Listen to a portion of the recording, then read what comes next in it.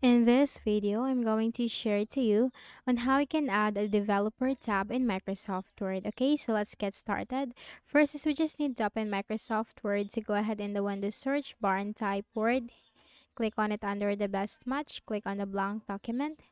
Now, if you look at the ribbon at the top, you can find all these tabs, but as you can see, there is no developer tab. So how can we use the features of developer tab if it is not present right here? So we need to enable that.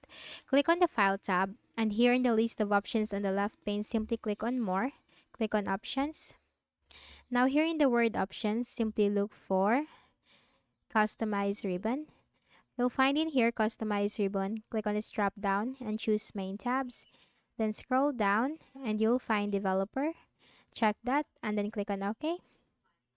And that's it. You just have the developer tab enabled on your Microsoft Word. So you can now use its features. Okay, so I hope this video helped you. Kindly please do not forget to hit the like button and subscribe to this YouTube channel for more tutorials like this. Thank you for watching.